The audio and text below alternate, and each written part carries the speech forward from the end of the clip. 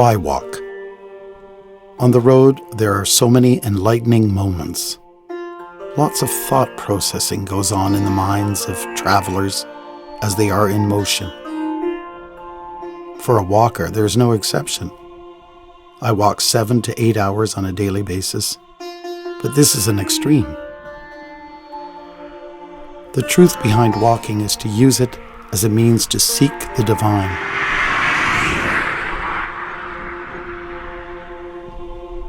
We begin our journey by looking all around us, trying to discover the sacred in everything we meet, and then bit by bit, the landscape transforms.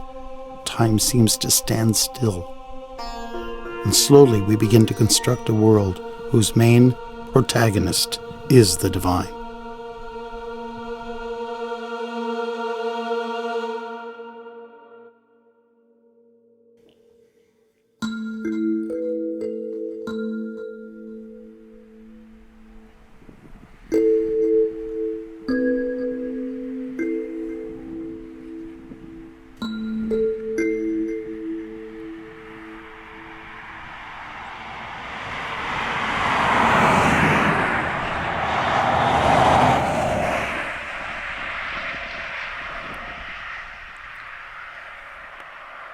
Imagine a monk impervious to the fury of the elements, tirelessly crossing the Canadian landscape.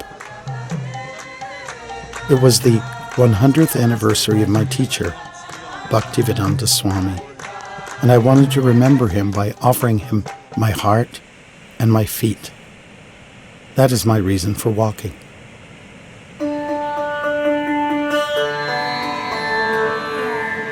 I began by practicing detachment from worldly affairs, to suffer the consequences of being exposed to snow, the cold, the heat, and mosquitoes. Krishna explains that dualities, such as winter and summer, they come and go, as does happiness and distress. One must learn to tolerate them without being disturbed. From this natural law of cause and effect, one might be wise to study the nature of the world and the impetus behind troubled times. Hardship is something we cannot avoid, but tolerance is something we can invite.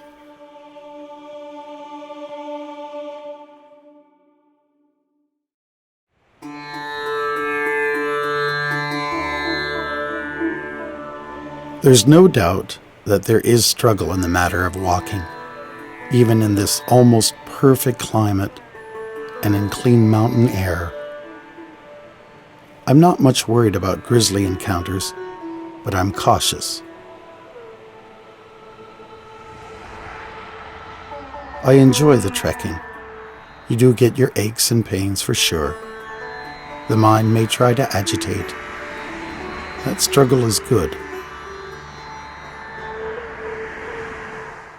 Regarding pedestrian pain or fatigue, it's better to have a physical ache or pain with a peaceful mind than to have a pampered lifestyle with an agitated mind.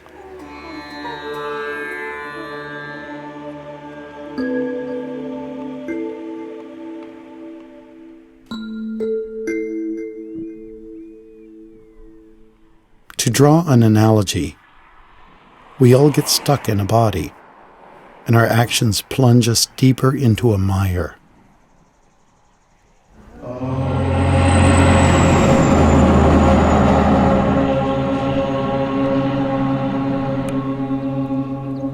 I told myself, I'm so glad I don't own a vehicle. But I do have one, this body. When I see a sign that reads, "Men at work," I know that someone is trying to make improvements. Better to get it unstuck and work my way towards a spiritual body.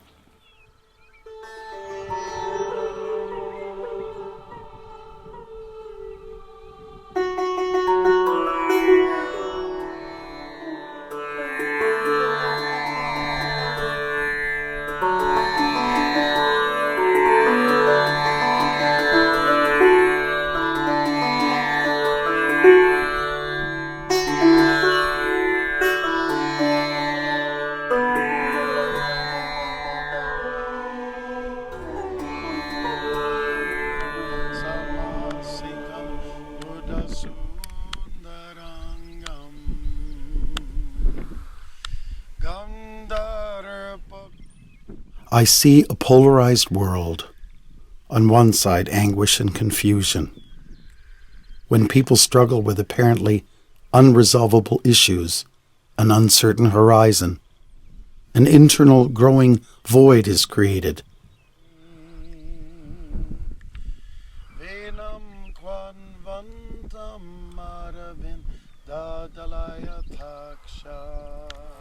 And many try to fill it up with alcohol, drugs, or other forms of escape.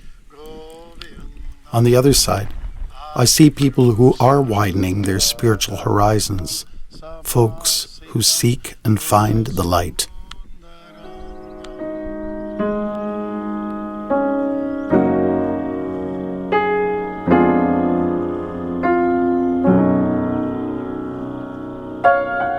What is your idea? To recapture that deep and liberating concept that says, I am not this body, that I am my soul, the spirit that is inside my body. When the recovery of these principles is achieved, we are ready to obtain deeper and long-lasting relations. And then there is another principle called grace. It is something we have not deserved or perhaps desired. It appears to be an unearned favor. Sometimes we must beg for this grace. Let me correct myself. It might be a good idea to always beg for grace.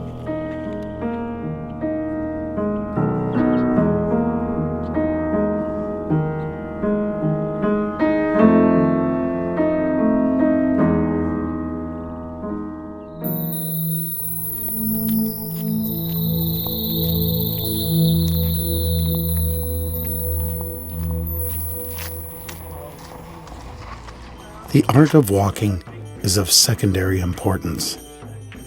It is the people you meet and observe that make it all worthwhile.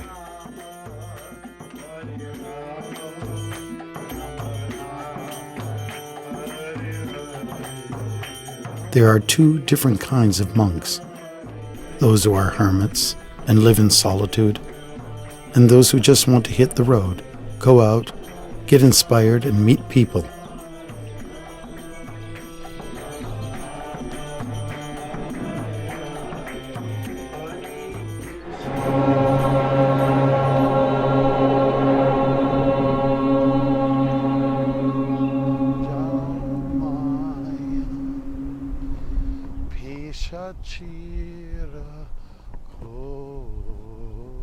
I'm told that I appear like a tiny saffron speck. Although small in dimension, I stand out at a distance.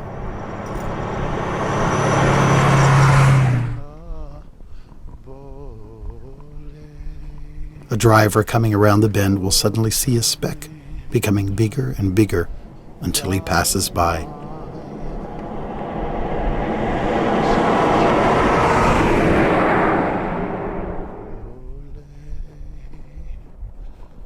Am I a speck?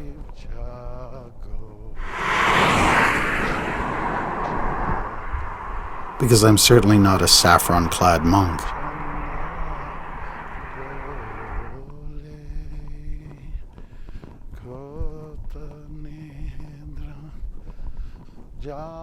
The monk is only a role that's played out. I'm not these saffron robes either. They are a cover for the body, and the body is a cover for the soul.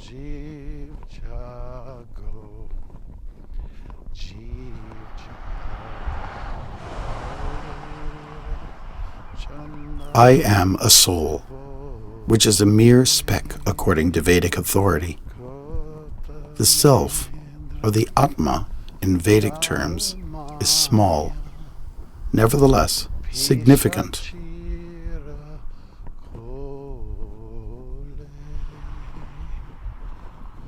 When I walk along the road, the tiniest of bugs may land upon my bald head. Despite the bug's minuteness, I feel his presence significantly, especially if he bites. Small can be profound, even important. When we identify with our tiny spirit and we come to the point of service to the big spirit. Then we become very significant.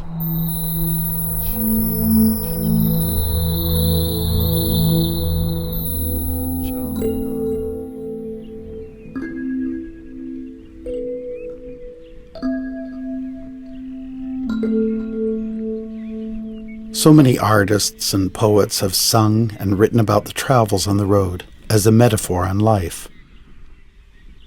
You hit low points and valleys, and high points and elevation.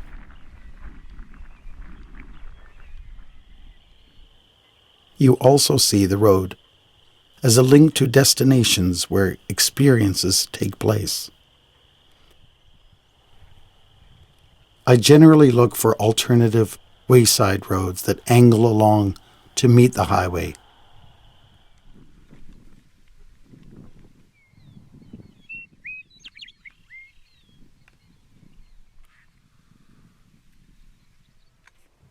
There we find peace.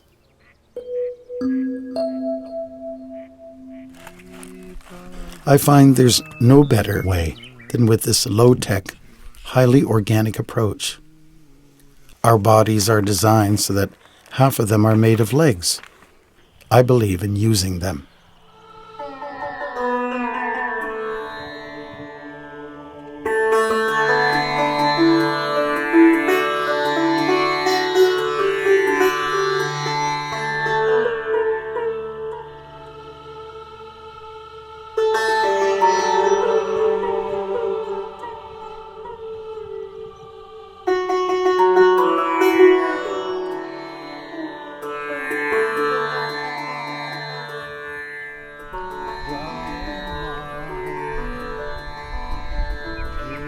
There's something about the movement of the body that makes you sensitive to your spirit.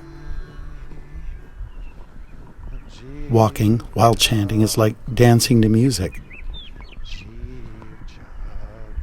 The master of chanting, Chaitanya Mahaprabhu, explained there is no hard and fast rule for chanting. It is really a matter of preference.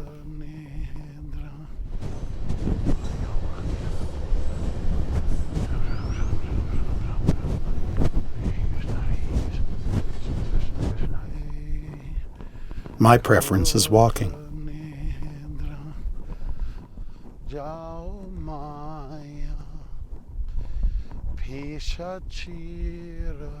For me, walking and chanting are most compatible. I might as well move the mouth at the same time and turn the walk into a pilgrimage. Well, that's why I'm out here chanting. I'm not just walking. I'm chanting towards freedom.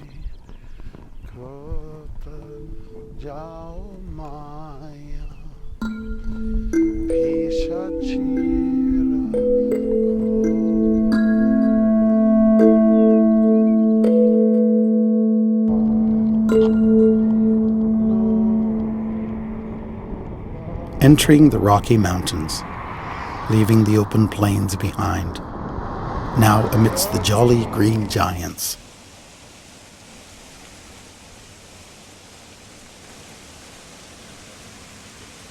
Walking with a river by your side is like having a cheerleader to prod you on. In Canada, we have plenty of clean streams that energize all in close proximity to them. Here, with the mountains all around you, hearing transcendental messages, the most significant of which is the statement, "Death is artificial." There's some strong implication here. Perhaps you would like to think about that statement. There is life in death with the emergence of the soul, even when an entity apparently bites the dust. Not a sign of life in it. So where did the Atma go?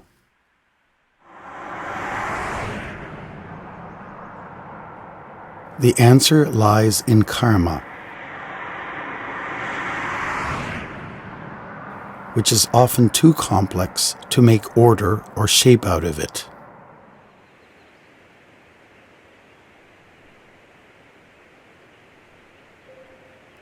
On the road, you get both life and death. The closeness of motorists is like prana, the life force.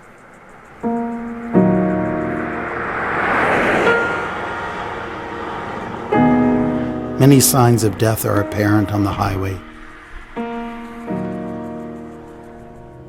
and the numerous crucifixes erected to demarcate automobile mishaps.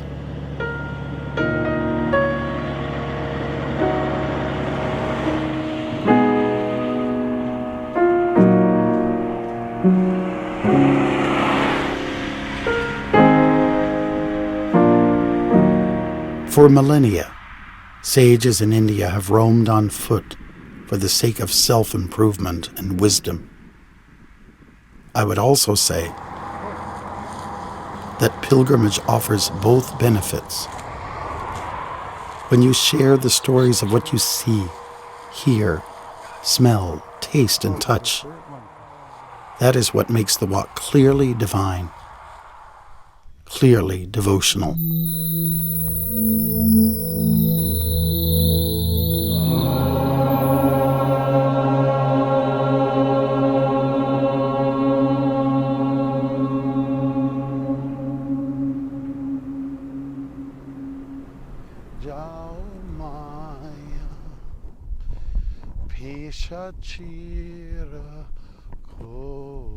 The road is a marvelous vein through nature.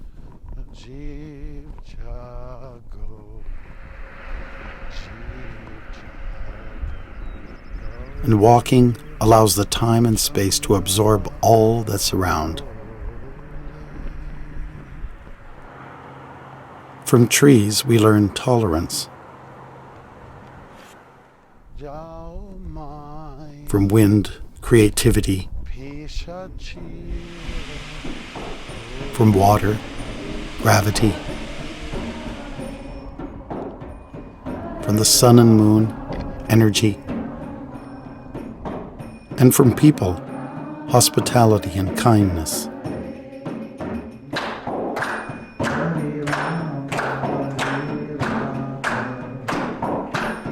I only wish that the world could be with me to experience it.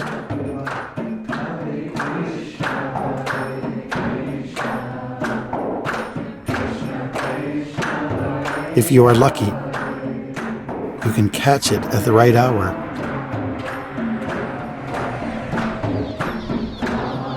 Somewhere at dawn.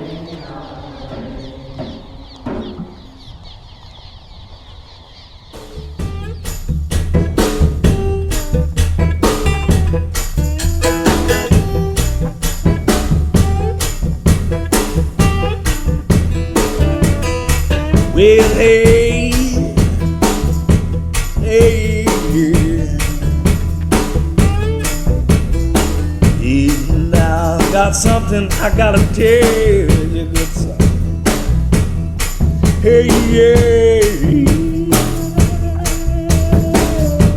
got something I need to say. I'll till it gets out of my way.